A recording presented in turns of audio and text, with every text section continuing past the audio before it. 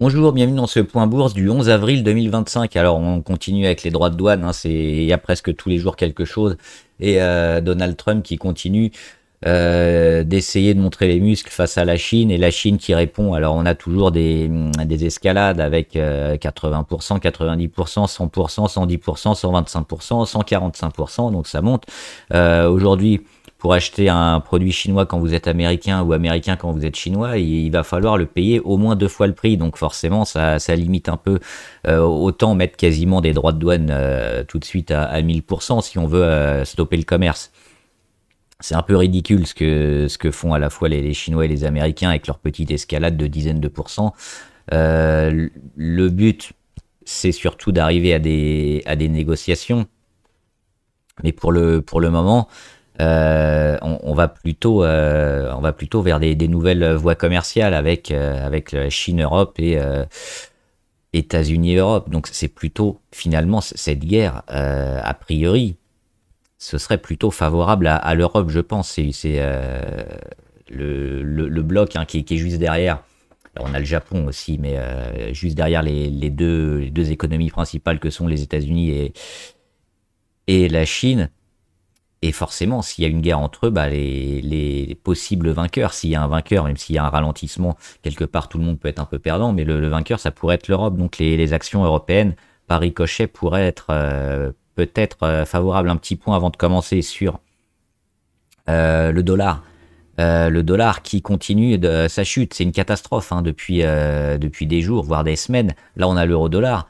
L'euro qui continue de monter, alors on fait une petite mèche haute, mais on a atteint encore presque les 1,15, hein, alors qu'on était sur les 1,02 au début de l'année. Ça fait 10% sur une monnaie. C'est relativement important quand même, en l'espace de presque 3 mois.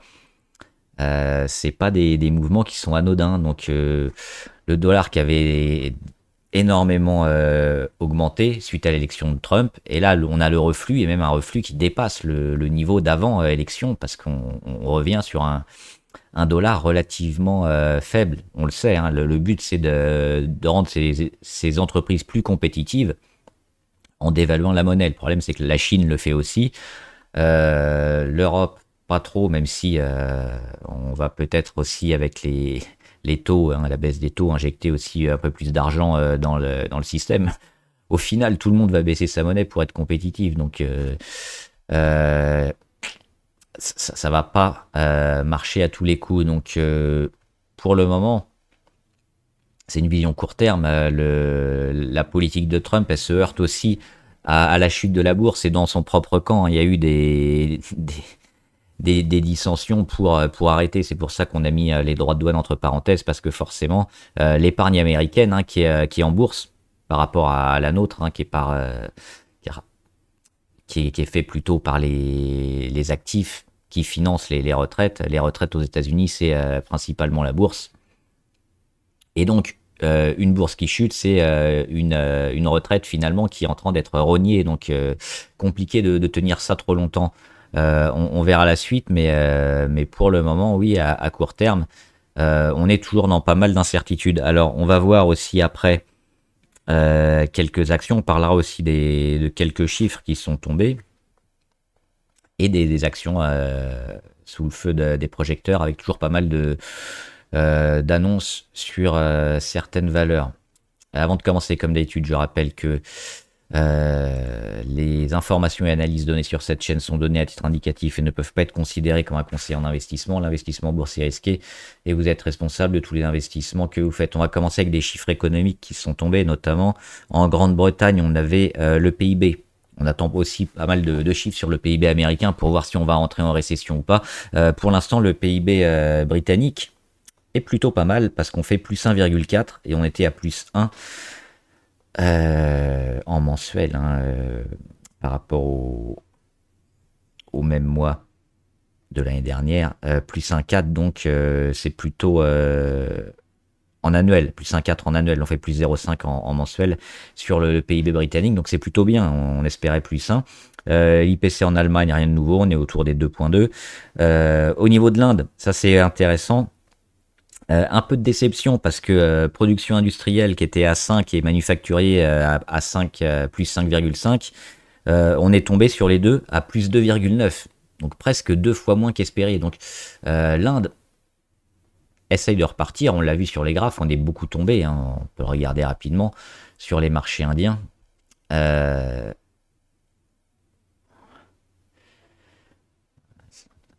Ici, entre septembre et mars, on a fait que chuter. On a eu le rebond. Et le début de réaction. Maintenant, là, les chiffres sont assez moyens. On va pas forcément avoir des chiffres tout de suite phénoménaux, mais je pense quand même que le rebond est amorcé. Maintenant, il nous faudra des chiffres bien meilleurs pour confirmer le renouveau indien. Donc là, c'est plutôt des chiffres relativement mauvais.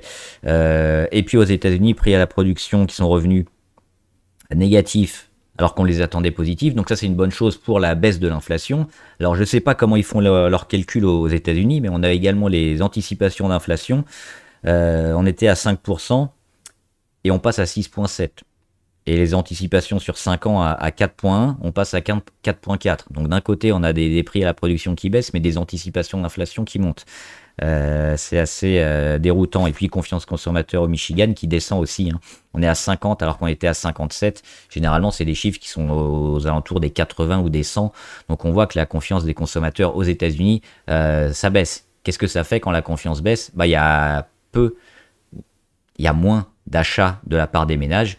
Donc moins de consommation, on va plus thésauriser, on va épargner et on va moins consommer. Donc baisse de la consommation, baisse de la croissance et par répercussion, les entreprises qui vont gagner moins d'argent. Donc ça aussi, c'est un chiffre important à surveiller pour la suite.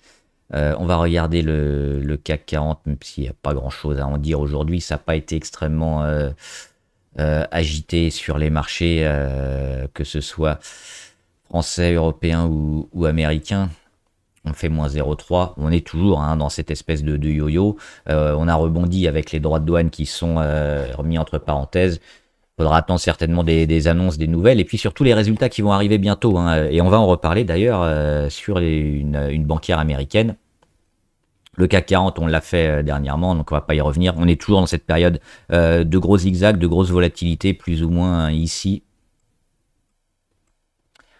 Entre les 7006 et les 6008, 7006, c'est du zigzag, c'est du yo-yo. Il faudra attendre moins de volatilité, des annonces, et puis une dynamique, une construction pour voir peut-être où on va. Là, c'est alors éventuellement en trading très court terme sur quelques jours, voire en intraday, ça peut être intéressant parce que ça bouge rapidement, mais là, il y a pas vraiment de tendance forte à jouer sur ça, voire éventuellement quelques secteurs dont on parlait ce matin ou dans les vidéos précédentes qui pourraient, elles, être amenées à progresser, notamment avec la politique américaine qui est assez dure face à la Chine, donc la Chine qui se dirige forcément vers d'autres partenaires commerciaux, dont l'Europe. Et l'Europe qui attire pas mal de flux et qui réinvestit aussi beaucoup d'argent. Donc oui, les valeurs européennes, ou les valeurs européennes aussi qui ont des contrats, par exemple, en Chine. On pense forcément au luxe. C'est plutôt bien engagé. C'est ça. On n'a pas le top départ. On a déjà vu hier LVMH et Hermès. Mais a priori, c'est peut-être des valeurs comme ça qui pourraient bien fonctionner ces prochains jours. Oui, on voulait voir les résultats. La semaine prochaine, ça va commencer. Pas mal de résultats en France et aux États-Unis. Et là, on a déjà un résultat intéressant parce que c'est une très grosse valeur. C'est JP Morgan. C'est une grosse banque américaine. Et les résultats, ils sont bons. Ils sont même très bons. Ils sont tombés aujourd'hui, le 11 avril. Chiffre d'affaires, on prévoyait 43 milliards 900 millions, on fait 45 milliards 310 millions, donc plus de 9% au-delà plus de 3%, pardon, plus de 3% au-delà des attentes. Et à chaque fois, on voit qu'on bat le consensus sur JP Morgan. Donc, malgré la baisse de croissance américaine qu'on a depuis notamment et qu'on voit se former depuis le début d'année, depuis janvier, finalement, le premier trimestre 2025, il est très bon. Et si on regarde les derniers trimestres, 38, 41, 40, 39, 42. Alors on a eu le 50 là, c'est exceptionnel, mais après on repart à 42, 43 et là 45. C'est le deuxième meilleur trimestre sur quasiment les 2-3 dernières années sur JP Morgan. Donc excellent. Et puis bénéfice par action, plus de 5 dollars, alors qu'on espérait 4,60. Donc là aussi, plus de 10% de mieux. Donc des très bons résultats. Et on va voir comment la bourse l'a un peu accueilli. JP Morgan à New York. Alors on avait ce gap, un gap haussier qui avait été créé probablement sur les... bah non, c'est l'élection de Donald, ça, 5 novembre, c'était pas les résultats. Donc le gap, un peu comme sur beaucoup de valeurs américaines, on est monté, on repart hein, depuis en gros janvier-février sur nos plus hauts, on revient combler le gap, donc ça c'est fait, ça n'existe plus. On revient sur moyenne à 200, et puis aujourd'hui, résultat, c'est pas exceptionnel. Hein. On fait plus 2,4 là à la mi-séance.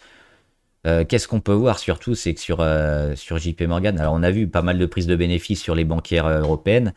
Les américaines fonctionnent quand même plutôt bien. Là, on était monté assez haut aussi. Et puis, si on dézoome, c'est magnifique hein, pour une bancaire. On n'a pas l'habitude de voir ça, nous, en France et en Europe. Alors, je crois que le rendement doit être un peu plus faible quand même aux États-Unis, parce qu'en Europe, on a un rendement un peu plus important. Mais quand même, c'est assez impressionnant ce que nous fait la banquière américaine. Donc oui, pour revenir à la réaction du marché, finalement, correct, mais sans euphorie, parce qu'on est quand même dans un contexte, sans parler des droits de douane, surtout de ralentissement économique qui n'est pas favorable aux bancaires, au secteur bancaire et aux échanges. Hein. Il faudra une reprise de la croissance, plus d'achats un peu partout, également des prêts immobiliers. Et là, ça ferait, je pense, pas mal de bien aux valeurs bancaires américaines qui, alors même sans ça, elles s'en sortent plutôt bien. Donc c'est quand même plutôt correct. Qu'est-ce qu'on peut jouer sur JP Morgan? Bah c'est ça, c'est le travail autour de la moyenne à 200. Là, on était un peu dans la panique hein, due à la conjoncture, donc pas forcément très marquant. Ce qu'on voit, c'est qu'on est quand même, on se rattrape hein, au niveau des 220 en gros. 220, on va la remettre, hein, l'ancienne zone de gap. On est au-dessus de la moyenne à 200, donc tout ce travail-là, à voir si on continue vers le haut ou on stoppe là. Le rebond sur support et on continue la dégradation. Pour l'instant, on est juste dans de la consolidation. On a besoin encore de quelques jours. Compliqué d'anticiper. C'est pour ça, sur beaucoup de valeurs, et puis en analyse technique aussi, le but, c'est pas d'anticiper, mais c'est plutôt de prendre position une fois qu'on a un déclencheur, une fois qu'on a des événements qui nous montrent que finalement, le marché va acheter ou le marché va vendre. Et là, on est entre deux.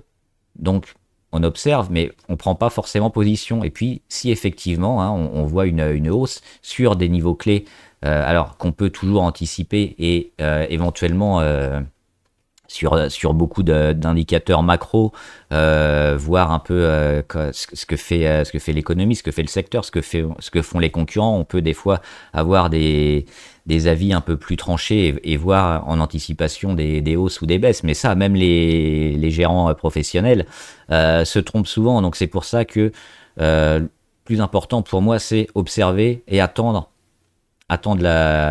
les signaux qui nous font dire que oui, la dynamique est partie. Et pour l'instant, ces signaux, je pense qu'ils vont arriver ces prochains jours, parce que là, on n'est pas encore dans quelque chose de marquant. Et puis les résultats, généralement, c'est quelque chose de fort. Plus 2,4. Dans une période d'extrême volatilité, c'est pas forcément très marquant. Il y a eu Ruby aussi qui avait un peu fait parler d'elle aujourd'hui. Les volumes relativement importants, on avait baissé un peu, alors là aussi c'était un peu dur hein, par rapport à Ruby, c'était pas forcément mérité.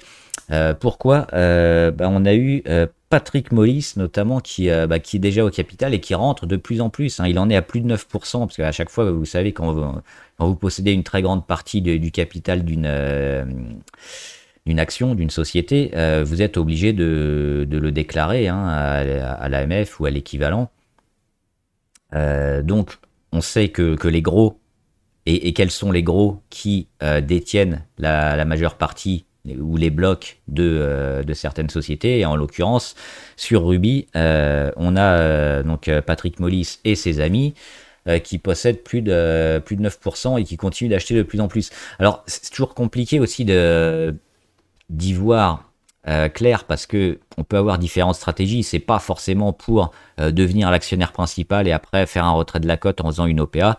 Ça peut être juste pour avoir une opportunité parce qu'on pense que la valeur est intéressante, qu'elle va apporter un rendement intéressant, du dividende ou éventuellement une progression pendant quelques mois ou quelques années, plutôt quelques années, hein, pour les investisseurs comme ça.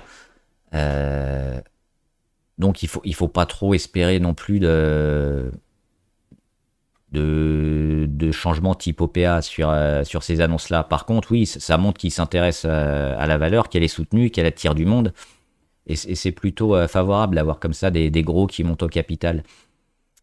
Sur Ruby, on est toujours plutôt positif. On revient, alors là, la panique passée, on revient ici sur toutes les moyennes, la moyenne à 200. Alors ça se stabilise un petit peu. Mais sur le gaz, oui, il y a toujours une dynamique long terme qui, je pense, devrait être favorable. Voilà, c'est vrai qu'on a été descendu bas, hein. J'espère que vous n'avez pas mis de stop, parce qu'avec ces périodes très volatiles, faut pas trop être court terme comme ça, ou alors quasiment qu'en intraday, parce que sinon vous vous faites sortir et les plans qu'on a, ils se font vite démonter. Donc moi, en ce moment, j'ai pas tellement de stop, et je regarde ça un peu de loin, parce qu'effectivement, c'est une volatilité qui veut pas dire grand chose. Sur Ruby, plutôt toujours intéressant.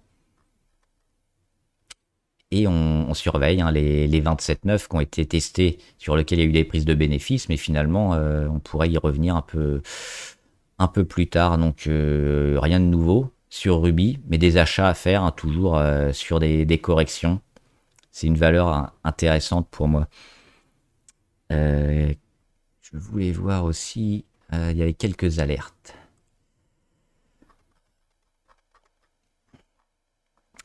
Jacquet Metal, donc dans l'acier, la sidérurgie, hein, qui a donné quand même des signaux ces dernières semaines, et qui revient, et on le voit, la tendance plutôt intéressante. On voit aussi sur Jacquet Metal un retournement qui est en train de se faire, un retournement plutôt moyen long terme.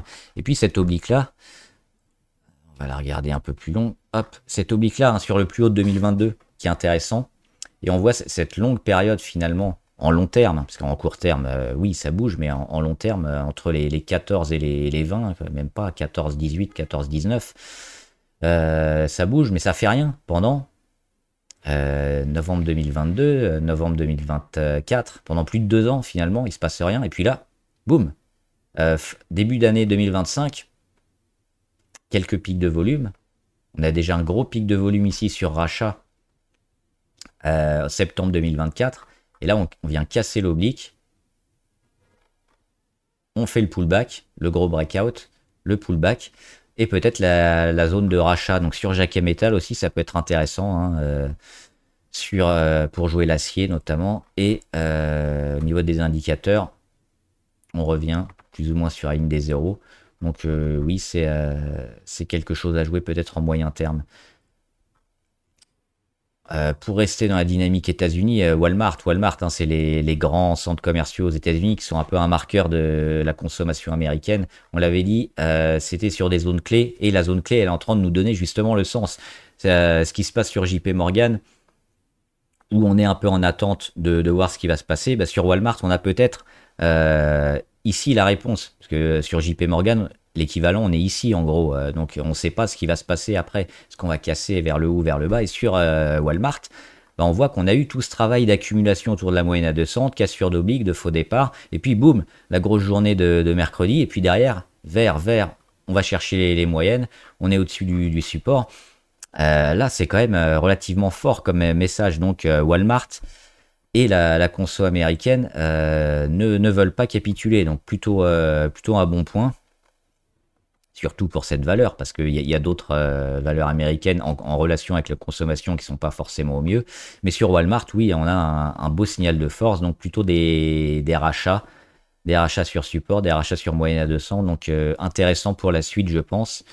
Alors juste pour voir avec Visa, qui est aussi un marqueur de la consommation américaine, en consolidation, et on a vu aussi des belles réactions. Alors le top départ, il est peut-être pas là pour Visa, qui va peut-être encore zigzaguer pendant quelques semaines, mais on voit la tendance de fond qui est là et qui pourrait repartir plus tard. Donc finalement, c'est ça, la consommation US qui est loin d'être au tapis. Biomérieux, attention sur Biomérieux, il y a toujours d'éventuels droits de douane aux États-Unis qui peuvent être annoncés. Il y avait des secteurs qui avaient été comme ça mis entre parenthèses et sur lesquels on n'avait pas donné de taxes, dont santé pharmacie. Alors Biomérieux, je connais pas leur part de marché aux États-Unis. Je ne sais pas. Mais il me semble qu'ils sont un peu aussi à l'international. Il faudrait que je vérifie. Mais sinon, depuis quelques semaines et quelques mois même, on est plutôt positif. On a eu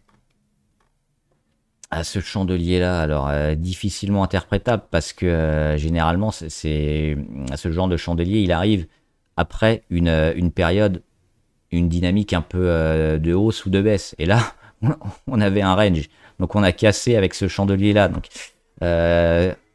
pour un changement de dynamique, c'est compliqué. Donc on va plutôt le mettre sur le thème un peu de la panique générale. Et puis pas y prêter plus d'attention que ça. Sur Biomérieux, c'est toujours plutôt favorable. On attend aussi des signaux forts sur la santé et de la visibilité, notamment pour les exportations. Sinon, c'est toujours une valeur intéressante sur le plan national avec leur plan, je crois que c'était BioFire, Speedfire, non, BioFire, avec des tests qu'ils ont mis un peu en place un peu partout relativement rapidement pour les laboratoires et qui fonctionnent très bien, donc ça rapporte pas mal d'argent et ça devrait continuer. Donc et je crois que le PER est pas très élevé aussi sur Biomérieux, donc une belle valeur santé à acheter éventuellement. Au-dessus des 106, 110, ça semble un prix qui semble pas encore énorme. À court terme, on attendra quand même la fin de la volatilité peut-être parce que là, on est dans une période un peu compliquée. On a également Lotus. C'est pas les viennoiseries, mais alors ils font les spéculoos, ils font les gaufres aussi. Enfin, tout ce qui est un peu snack sucré. Donc c'est belge et c'est plutôt quand même intéressant. Alors on avait parlé des usines qui devraient ouvrir, alors je crois que c'est en 2026 en Asie notamment, parce que il faut augmenter la production, les lignes de production ne sont pas assez importantes. Aujourd'hui Lotus ils vendent tout, mais ils n'ont pas assez pour la demande. Donc il y a une demande encore plus forte. Donc c'est ça un peu qui manque au niveau de Lotus, c'est la capacité à augmenter sa production. Elle est en train de le régler, ça va mettre du temps. Maintenant, forcément, les investissements qui ont été faits, ça coûte de l'argent, ça coûte du temps, ça coûte des points de marge, ça coûte des points de rentabilité. Et puis, on était peut-être un peu haut, donc il y a eu une baisse. Ça rend quand même cette baisse, l'action super intéressante parce que les fondamentaux sont bons sur Lotus. C'est une super valeur. Et on est venu combler le gap ici du début d'année 2024. Il n'existe plus, où on avait, je crois que c'était les résultats, boum, on avait explosé. On avait pris sur Lotus quasiment 20%, et puis après on avait continué. On voit la tendance long terme sur Lotus. C'est magnifique. Et là, on a la première vraie grosse consolidation, grosse baisse. On en avait une ici. On avait baissé quand même de 25% en 8 mois, un peu plus de 8 mois. Mais derrière, on n'a plus de grosses baisses, 11%, 12%. Donc non. Et là, on a la première très grosse qui nous arrive à quasiment 40%. C'est beaucoup. Et on revient sur la zone de gap, le support autour des 8000 euros. Hein. C'est une valeur un peu chère. Elle veut pas faire de split. Mais ça peut être intéressant, je pense, parce que c'est une valeur aussi avec des forts fondamentaux, une visibilité énorme. Faut pas se précipiter, mais qu'est-ce qu'on peut voir? Oblique RSI sur les plus hauts, historiques ici, sur le cours. On vient de le casser. On le voit, hein, un point d'impact sur une continuation haussière. Le deuxième, quasiment sur le plus haut historique à 12 580. On l'avait frôlé dernièrement sur le rebond technique après avoir comblé le gap. On revient sur la zone de gap et là, boum, on casse. Et généralement, quand on casse l'oblique RSI, ça amène des cassures de prix les jours suivants. Comme d'habitude, hein, c'est pas 100% d'occurrence, mais ça donne un indice. Le deuxième indice, c'est quoi? C'est les volumes, ici. On a cassé le support sur ce chandelier-là. Qu'est-ce qu'on remarque? C'est les volumes le plus important depuis la grosse baisse du 6 février. Donc, rachat massif. Derrière, des volumes continus. Achat sur support. Donc, on va dire tant que le support des 7959, plus ou moins des 8000, est en train de tenir, on peut être plutôt positif et espérer une accumulation sur ces supports pour jouer, jouer quoi? Un vrai rebond technique, de la construction, de la congestion et un redémarrage. Il faudra des bons chiffres, il faudra aussi que les usines fassent leur boulot, notamment. On joue plutôt le long terme aussi sur Lotus, mais là, à court terme, ça ressemble à la porte d'entrée idéale. Parce qu'on a eu cette baisse de 40% sur une valeur toujours favorable, toujours bien orientée, un contexte un peu global où tout a été vendu, un peu survendu. Et là, des réactions de volume, des cassures d'obliques, des supports qui sont rachetés, ça semble plutôt intéressant. Voilà, et on va faire les valeurs qui vous intéressent, notamment Adyen. Alors Adyen, c'est le spécialiste des paiements, notamment par Internet européens. Alors ils doivent être néerlandais, je crois, c'est les Pays-Bas. Donc c'est l'équivalent d'un PayPal, en gros, très gros. On a eu la grosse chute ici, notamment à l'été 2023, et puis ce qu'a fait Adyen à l'été 2023 par rapport aux autres qui avaient plutôt tendance à licencier et à couper un peu dans les effectifs. Eux, ils ont engagé pas mal de monde parce qu'ils savaient déjà que ça allait repartir. Alors effectivement, c'était le cas, donc ils ont bien travaillé et le cours est reparti très fort. On a eu notamment un gap haussier quelques mois après, notamment au mois de novembre, et depuis, on a une tendance favorable. Alors la tendance, elle est toujours pas droite, hein. C'est pas un long fleuve tranquille. On monte, on descend, il y a de la volatilité, il y a des gaps après, mais si on repart de fin 2023. On progresse quand même assez fortement. Donc, plutôt favorable. À court terme, qu'est-ce qu'on peut voir? On est en train de jouer la consolidation, ici sur moyenne à 200. On a rebondi sur l'ancien support et on le voit que c'est cette zone-là autour des 1192 en gros. Et énormément joué par le marché. On le voit avec toute cette zone-là. Toute cette zone-là. Les rebonds ici, et dernièrement là, c'est racheté. Avec une petite période en dessous.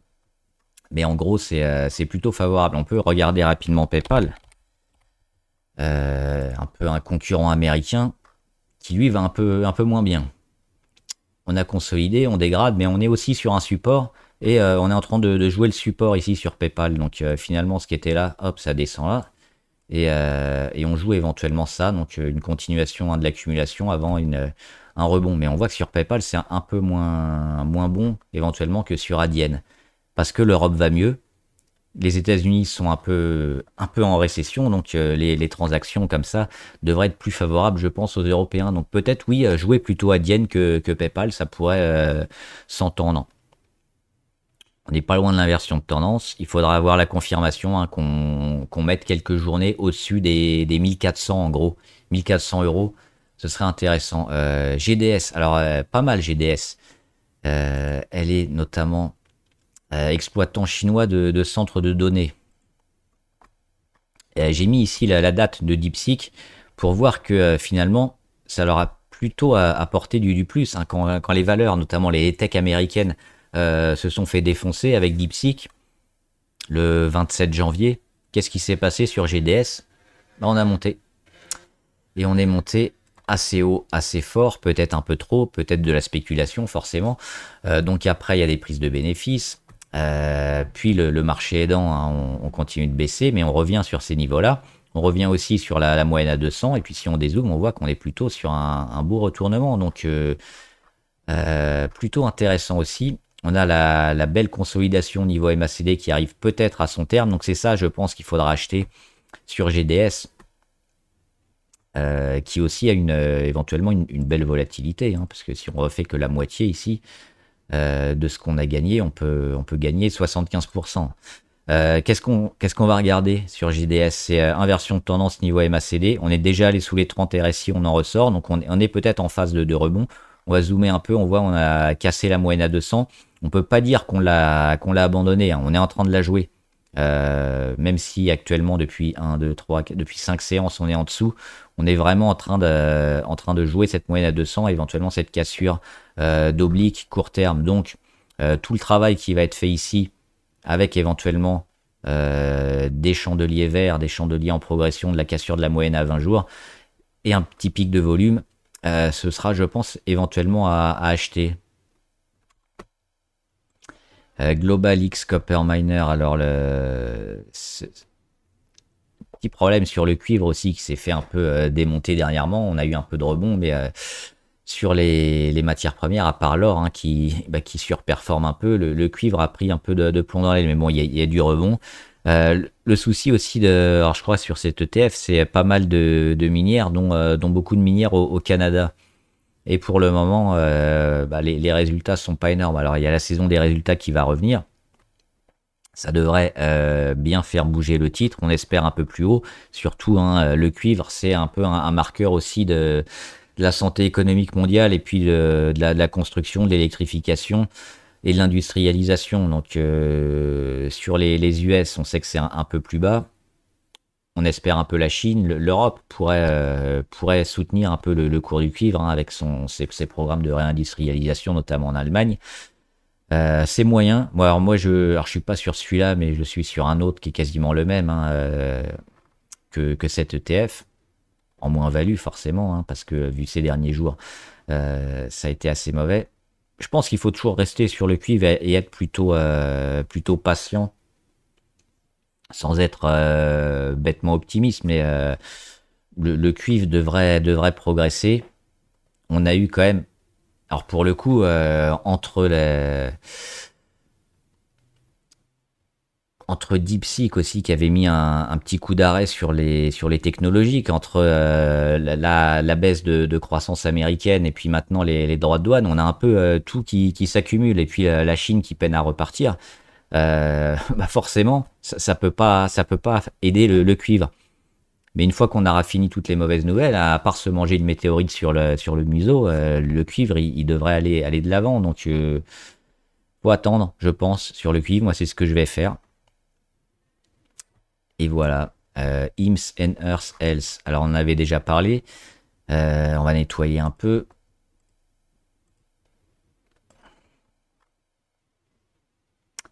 Pas mal parce que oui et non. Là aussi on a, alors le côté négatif c'est quoi? C'est épaule, hein, qu'est-ce que j'ai fait? Tête et une épaule au mois de mai et un retour sur les 25 et une cassure des 25. Mais là on anticipe déjà et puis on a un biais cognitif négatif. C'est pas forcément ce qui va se passer. Ce qui s'est passé c'est quoi? C'est qu'on a plutôt une valeur qui progresse, qui est ascendante, avec pas mal de rentrées de volume. Ici, on le voit sur les 19-20. On a eu après les 35 une poussée spéculative où là forcément hein, ça vaut pas le prix. Quand on voit des poussées comme ça, très généralement on revient après. Et là on revient finalement sur les prix connus, hein, autour des 24 dollars, autour de la moyenne à 200 qui est toujours plus ou moins ascendante. Les volumes sont toujours très importants. La dynamique court terme est pas terrible, donc il faut attendre un redémarrage peut-être qui est pas forcément très simple à déceler. Peut-être la moyenne à 20, on voit qu'on l'avait déjà testé et puis ça avait fait un échec. Forcément, s'il y a un gros pic de volume, on le verra, mais c'est plutôt intéressant. Mais je pense que court terme, on n'a pas encore ce beau signal. On pourrait éventuellement l'avoir sur une annonce spéciale, mais pour le moment, oui, peut-être les droits de douane sur le secteur santé qui serait, alors quoi qu'elle est américaine, je crois, donc ça la concerne moins. Attendre, surveiller, mais a priori, c'est quand même le genre de valeur qui peut progresser. Infotel. Alors, Infotel, elle est à Paris, société française qui exerce des activités dans le domaine du logiciel et des services informatiques. Acteur de la transformation numérique des entreprises. Alors, hop.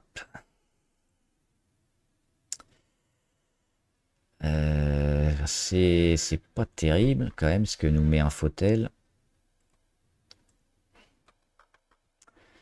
On a quand même des petites réactions là autour d'un... Alors on peut pas vraiment appeler ça un support. En plus c'est une petite valeur, hein, on le voit.